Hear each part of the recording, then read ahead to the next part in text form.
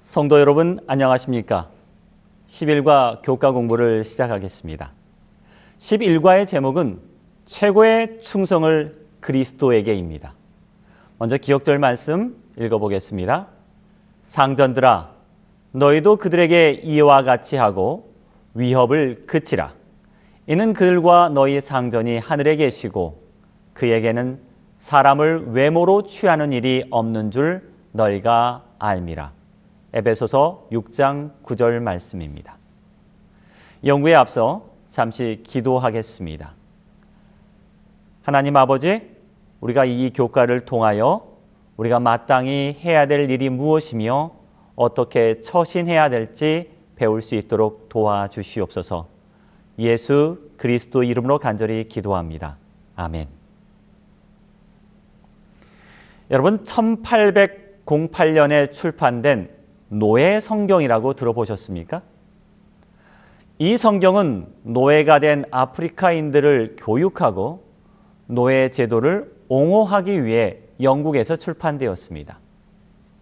내용을 보면 노예들이 반항을 하거나 반란이나 해방에 대한 영감을 줄 수 있는 내용을 아예 생략해 버렸습니다.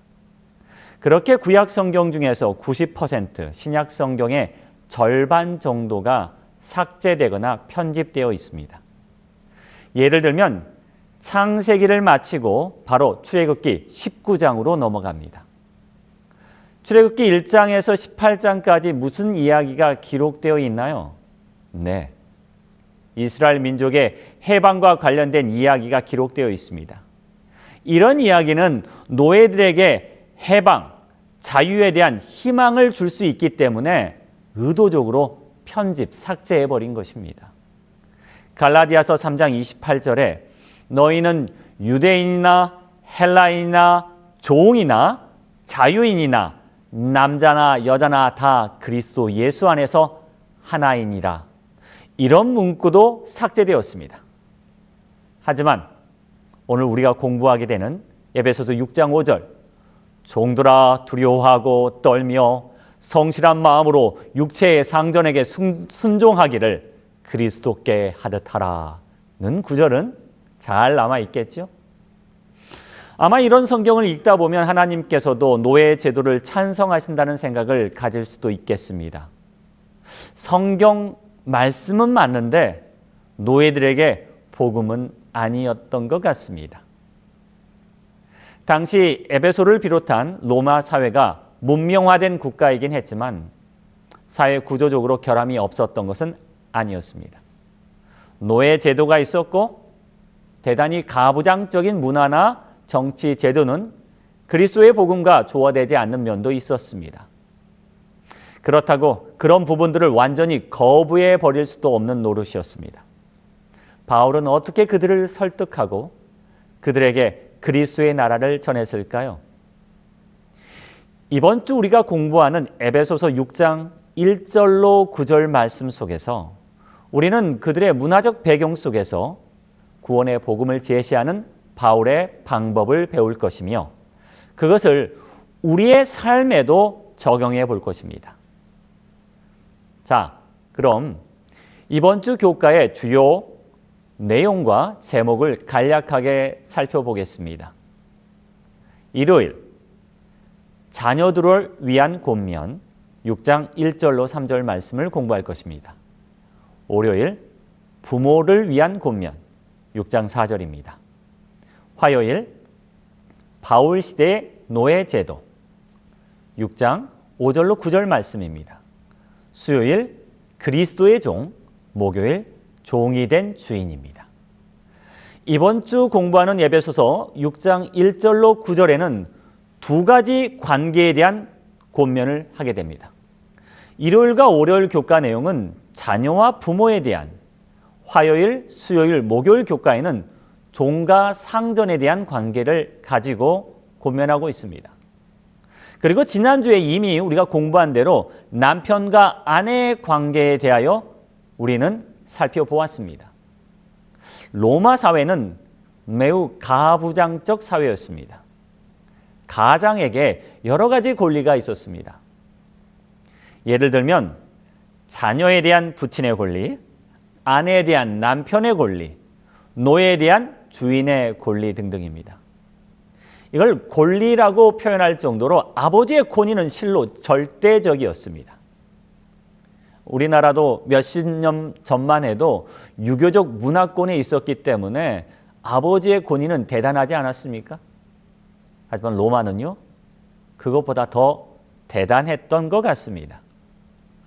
이런 권리를 표현한 로마 시대의 법률 용어가 있습니다. 파트리아 포테스타스, 아버지의 절대권을 의미하는 말이었습니다. 이 말을 직역하면 아이는 아버지의 소유품이다 라고 합니다. 당시 로마 사회는 남편과 아내의 관계와 마찬가지로 부모나 자녀, 종과 상전도 매우 일방적이고 권위적이고 강압적이었습니다. 모든 힘이 아버지에게 있었죠. 그 집의 가장에게 있었던 겁니다.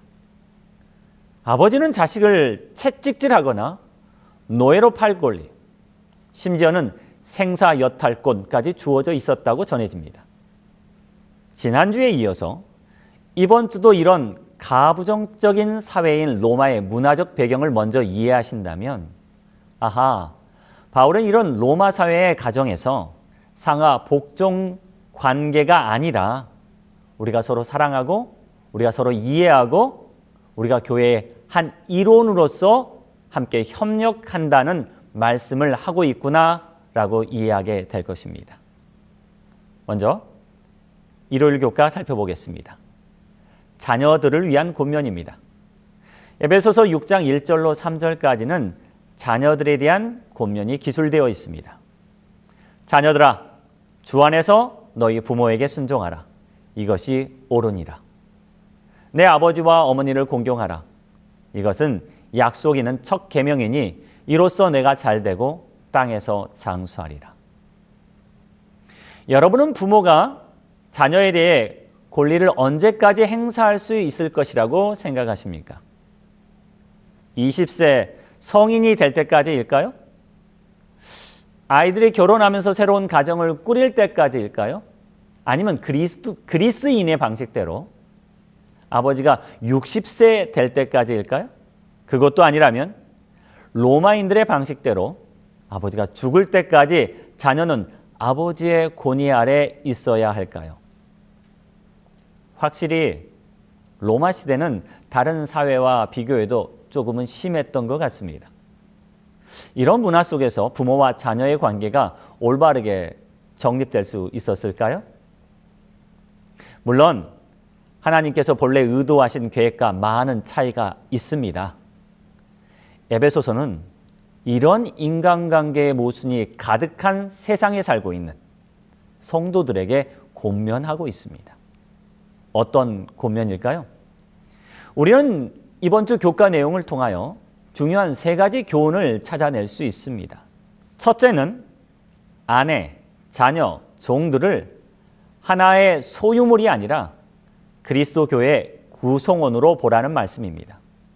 교과책에 기록된 한 구절입니다. 바울은 우리에게 이 자녀들을 그리스도의 제자로 존중하고 예배의 능동적인 동반자로 받아들이라고 요청한다. 이 말은 사실 자녀들을 함께 예배하는 교회의 일원으로 보라는 것입니다. 물론 아내도 종들도 포함되겠죠. 자, 둘째는 바울은 말씀과 계명을 근거로 우리의 인간관계가 어떠해야 하는지를 설명하고 있습니다. 남편과 아내의 관계는 창세기 2장 24절 남자가 부모를 떠나 그 아내와 합하여 둘이 한 몸을 이룰지어다라는 말씀을 인용했고, 부모와 자녀의 관계에서는 십계명의 내용을 인용하고 있습니다. 바울은 이 말씀에서 벗어나지 않고 말씀 가운데서 하나님의 뜻을 설명하려고 하고 있습니다. 자, 이제 셋째, 가장 중요한 것은 이런 모든 관계를 그리스도와 교회의 관계 속에서 이해할 수 있도록 표현하고 있습니다. 특히 지난주 교과 내용이었던 남편과 아내를 교회와 그리스도의 관계 속에서 이해하고 있지 않습니까? 부모와 자녀 관계 역시 마찬가지입니다. 하나님께 예배하는 것이 인간에게 복을 받는 것이라면 부모를 공경하는 것이 인간이 번성하기 위한 하나님의 계획이라는 것을 말하고 있습니다. 자, 일요일 교과 중에서도 자녀들은 주 안에서 부모의 명령에 순종하도록 권면합니다. 여기에 주 안에서라고 기록하고 있습니다. 그것은 우리가 그리스도의 명령에 상충되지 않는다면 부모 공경은 하나님의 뜻이라는 의미겠지요? 자, 조건이 있죠? 주님의 방법대로, 주의 말씀대로, 주의 행동대로, 주님의 뜻대로 순종하라는 것입니다. 우리 가정이 주님 안에 있을 때, 주 안에 있을 때 비로소 참 행복을 누릴 수 있습니다. 자, 그럼 우리는 어떻게 부모를 공경할 수 있을까요? 둘째 날, 월요일 교과는 부모를 위한 권면입니다. 자, 부모는 자녀를 어떻게 대하라고 권면하고 있습니까? 에베소서 6장 4절과 골로새서 3장 21절은 아주 공통적으로 자녀를 노엽게 하지 말라라고 바울은 말하고 있습니다. 지금까지 제가 설명드린 바와 같이 당시 사회는 아버지의 권력을 매우 광범위하고 아주 편향적으로 인정하고 있었습니다. 바울은 당시 아버지들에게 이렇게 권면합니다. 첫 번째, 자녀를 노엽게 하지 말라. 부정명령과 둘째, 주의 교훈과 훈계로 양육하라. 긍정명령으로 말씀합니다. 자녀를 노엽게 하지 말라. 참 재미있는 표현이죠. 자녀들은 화를 낼지도 모르는 부모의 소유물이 아니라 감정을 가지고 있는 인격체로서 대하라는 뜻입니다. 당시 사회도 이런 인식이 있었지만 지금도 자녀를 부모의 소유물처럼 생각하는 경향이 아직 남아 있습니다. 부모의 꿈을 자녀에게 강제적으로 주입하거나 아동을 학대하는 사건들이 곳곳에서 벌어지고 있습니다. 자식들을 자신의 소유물로 여기고 함부로 대하고 폭행해도 괜찮을까요? 아이들은 존중받아야 할 인격체이며 그 자체로 귀중한 생명체라는 말씀을 바울은 자녀를 노엽게 하지 말라라고 했습니다. 자, 두 번째, 주의 교훈과 훈계로 양육하라는 말씀은 비록 자녀는 부모의 소유물은 아니지만 여전히 양육과 교육이 필요한 대상임을 시사하고 있습니다. 그러나 그 양육과 교육의 방법을 주님의 방법과 사랑으로 접근해야 한다는 것입니다. 교과책에는 이렇게 설명하고 있습니다. 자녀들이 주님의 교훈과 훈계를 받을 수 있도록 부모들이 하나님의 속성으로 자녀들을 대하라. 바울은 이러한 권면을 하나님과 성도들의 관계 속에서 이해하도록 하고 있습니다. 성도가 하나님을 섬기는 것, 하나님께서 성도를 사랑하시는 것을 통해 이해하라는 것입니다. 사실 자녀 교육처럼 힘들고 어려운 것이 또 있을까요?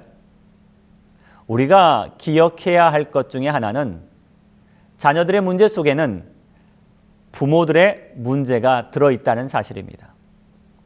이런 말이 있습니다. 자식은 부모의 거울이다. 옛말에 아이들 앞에서 찬물도 못 마신다라는 말도 있지 않습니까? 자녀들은 부모의 모습을 투영하고 있는 거울입니다. 그래서 자녀의 잘못은 사실 부모에게 오는 경우가 많이 있습니다. 그래서 옛말에 찬물 마시는 것도 주의하라고 하는 것입니다. 자녀들은 부모를 통해 하나님의 사랑을 배웁니다. 따라서 주의 교훈과 훈계로 자녀를 교육하기 위해서는 우리가 먼저 주의 교훈과 훈계를 새겨드려야 할 것입니다. 우리는 자녀 교육을 위해서 그리스도의 지혜가 절대적으로 필요합니다. 주님의 방법을 통해 교훈하는 법을 배워야 할 것이라 권면하고 있습니다. 자, 이제 화요일 교과 내용입니다. 바울 시대의 노예 제도입니다. 화요일 교과부터는 종과 상전의 관계에 대해서 권면합니다. 화요일 교과는 로마의 노예 제도를 소개하고 수요일은 종이 상전에게 어떻게 해야 할지, 목요일 교과는 상전이 종을 어떻게 대해야 될지 권면하고 있습니다. 그리스 로마 시대는 노예제 사회였습니다. 인구의 많은 비율을 노예가 차지하고 있었습니다. 그러나 우리가 일반적으로 생각하는 것처럼 대부분의 노예가 쇠사슬에 묶여 강제 노역에 시달리다가 죽는 그런 구조는 아니었습니다. 물론 현실적으로 자유인과 비해 차별이 있었지만 로마 사회는 매우 다양한 분야에서 노예들이 일할 수 있었습니다. 예를 들면 건축가, 의사, 철학자, 이뿐만 아니라 교사, 요리사, 상일, 그리고 검투사도 있었습니다. 물론 광산이나 농장에서 일했던 노예들은 정말 힘든 삶을 살았지만 일반 가정에서 주인을 섬기는 노예들은 주인과 좀 더 친밀한 관계에 있었기 때문에 다른 노예들에 비해 존중을 받기도 했습니다.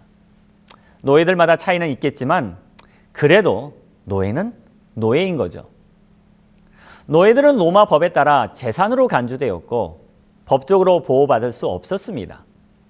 대부분의 노예는 자유롭지 못했고 성적인 착취, 고문과 직결 처형도 당할 수 있었습니다.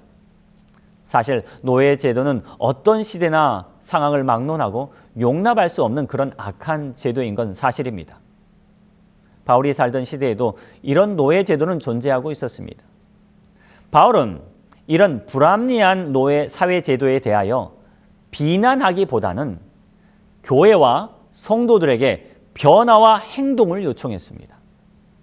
바울은 로마 제국의 노예 제도 폐지나 노예 해방을 주장하지는 않았습니다. 잘못된 사회 제도에 대한 부정적인 비판이 아니라 그 속에서 그리스도인으로서 긍정적인 행동을 요청했던 것입니다. 하나님의 자녀로 태어난 자들이 서로 그리스도의 사랑을 나누도록 권면하고 있습니다. 바울은 이 사회제도의 혁명이 아니라 성도 안에서, 교회 안에서, 그리고 가정 안에서 하나의 거룩한 변화가 일어나기를 요청하고 있었던 것입니다. 아무리 인간 세상에 있는 제도가 불합리하고 불평등하게 보인다 할지라도 그 안에서 그것을 운영하고 있는 사람이 선하게 운영할 수 있다면 감옥도 천국이 될 수 있습니다. 아무리 인간 세상의 제도가 완전하다 할지라도 그것을 악하게 사용한다면 교회도 감옥이 될 수 있습니다. 이제 다음 수요일 교과 내용을 살펴보도록 하겠습니다. 수요일 교과의 제목은 그리스도의 종입니다. 바울은 에베소서 6장 5절에서 7절에 그리스도인 종들에게 주인에게 순종하고 최고의 봉사를 하라고 요청했습니다. 그리스도께 하듯 하라. 그리스도의 종들처럼 죽게 하듯 하고. 자, 죽게 하듯 하라라는 말씀 속에 이미 누가 있습니까? 네, 주님이 있습니다. 주님을 믿는다는 거죠. 주님을 이미 섬기고 있다는 겁니다. 주님을 섬기고 그처럼 육체의 상전도 섬기라는 말씀입니다. 주님께 최고의 충성을 하는 자만이 그 의미를 제대로 알 수 있지 않겠습니까? 바울의 권면을 정리해보면 이렇습니다. 첫째, 육체의 상전보다 더 큰 하늘의 하나님의 계심을 나타내고 있습니다. 두 번째, 사람을 대하는 마음이 아니라 그리스도를 대하는 마음으로 봉사하라. 세 번째, 주인의 종이 아니라 그리스도의 종으로 봉사하라. 네 번째, 사람이 아닌 하나님께 드리는 마음에서 그 마음에서 우러나오는 봉사를 하라. 다섯 번째, 긍정적으로 진심을 다해 즐거운 마음으로 봉사하라. 네, 이 바울의 봉사의 내용은 다 누구에게 하듯 주님께 하듯 하라라는 말씀입니다. 이 수요일 교과 내용을 우리가 우리의 삶에 적용해 보면 더 좋을 것 같습니다. 오늘날 우리가 그리스도인으로서 직장에서 어떤 자세로 일해야 할까요? 혹은 우리 상점에 찾아오는 손님들에게 어떤 자세로 대해야 할까요? 우리를 찾아오는 민원인들에게 어떻게 상대해야 할까요? 로마 시대처럼 우리는 법적 노예로 살고 있지 않지만 어쩌면 직장에서 피치 못하게 노예처럼 일하고 있지는 않습니까? 현재 대한민국 사회에서 자주 등장하고 있는 말 가운데 하나가 갑질입니다. 갑질. 여러분, 갑질이란 말이 무슨 말인지 아시죠? 흔히 우리가 일하고 있는 노동의 현장에서 일어나고 있는 아주 중대한 문제입니다. 직장 갑질, 괴롭힘, 태움, 악성 민원, 부당 지시 등등 우리가 일하고 있는 현장에서 발생하고 있습니다. 여러분 한번 생각해 보십시오. 로마 시대의 노예 제도와 오늘날 직장에서 갑질의 문제와 이 두 가지를 비교한다면 어느 쪽이 더 심각할까요? 바울이 만약 지금 이 시대에 살고 있었다면 바울은 어떻게 권면할까요? 사실 노예 제도가 없어진 이 시대에도 수많은 갑질과 부당함이 존재하는 것처럼 주님께서 다시 오실 때까지 착취와 불평등, 부당함 이런 노동 문제는 쉽게 해결되지 않을 것입니다. 그럼 우리는 이런 세상에서 어떤 태도로 살아야 할까요? 정답은 여기 있습니다. 죽게 하듯 하라. 솔직히 큰 도전이 됩니다. 저는 여러분에게 이렇게 설명하고 싶습니다. 안식일 정신을 기억하십시오. 10계명 중에 넷째 계명은 안식일을 기억하여 거룩하게 지키라는 겁니다. 그 계명 중에 이렇게 말하고 있습니다. 엿새 동안 힘써 내 모든 일을 행할 것이나. 엿새 동안 힘써 일하라. 여러분, 안식일을 또 어떻게 지키십니까? 여호수아 23장 6절에는 힘써 율법을 지키라는 말씀이 있습니다. 곧 안식일 계명 중에는 사실 두 가지 내용이 모두 다 들어 있습니다. 힘써 일하라, 그리고 힘써 지키라. 우리가 안식일을 힘써 지키는 것처럼 엿새 동안 힘써 일해야 하는 것입니다. 우리가 주님을 위하여 안식일을 기억하여 지키는 것처럼 사람을 위하여 힘써 봉사하라는 말씀입니다. 우리가 진심으로 창조와 구원의 기쁨에서 안식일을 지키는 것처럼 사람을 위해서도 진심을 다해 봉사하라는 말씀입니다. 죽게 하듯 하라라는 말씀을 안식의 참된 의미를 깨닫고 그 안식일을 우리가 지키고 있는 것처럼 진심을 다해 엿새 동안 일하라고 권면하고 있는 것입니다. 안식일 속에서 하나님께 대한 충성과 헌신을 실천하고 배우는 것처럼 우리도 안식일 밖에서 사람에게 충성과 헌신을 보여줘야 하는 것입니다. 그것이 바울의 권면의 핵심입니다. 저는 다시 한번 여러분께 질문을 던져봅니다. 우리는 직장에서 어떤 그리스도인이 되어야 할까요? 어떤 책에서 이런 질문을 던졌습니다. 안식일을 제외한 6일, 당신의 하나님은 어디에 계십니까? 매우 의미 있는 질문이라고 생각합니다. 로마의 노예들이 부당한 취급을 받거나 인정받지 못하고 고난을 받는다고 생각했을 수도 있습니다. 또한 현대에 사는 우리 그리스도인들 역시 직장에서 부당한 처우를 받을 수도 있습니다. 그러나 우리가 주님의 말씀대로 주님을 위해 인내하고 주님을 위해 일한다면 주님께서 주시는 보상도 기대할 수 있다라고 말합니다. 각 사람이 무슨 선을 행하든지 그것을 아시고 확실한 보상을 주시는 우리 주인이 있기 때문입니다. 자, 이제 목요일 교과 내용을 살펴보겠습니다. 종이 된 주인입니다. 자, 수요일 교과 내용이 종의 관점에서, 종의 신분에서 권면했다면 목요일 교과에서는 주인의 신분에서 어떻게 행동해야 할지를 보여줍니다. 아마도 바울이 보내는 이 편지를 낭독할 때 그 자리에 노예와 주인이 함께 있었을 수도 있습니다. 바울은 종들이 일하는 자세에 대해서 설명하다가 8절, 이는 각 사람이 무슨 선을 행하든지 종이나 자유인이나 주께로부터 그대로 받을 줄 알미라고 말합니다. 지금까지는 종을 향해 권면하다가 이제 주인을 향하게 됩니다. 자, 종들뿐만 아니라 주인들도 그들의 선한 행동에 대해서 하늘의 보상이 있을 것입니다 라고 말한 것입니다. 종들에게 있어서 선한 행동이란 그들의 의무에 따라 죽게 하듯 선한 봉사를 주인에게 하는 것이겠지요.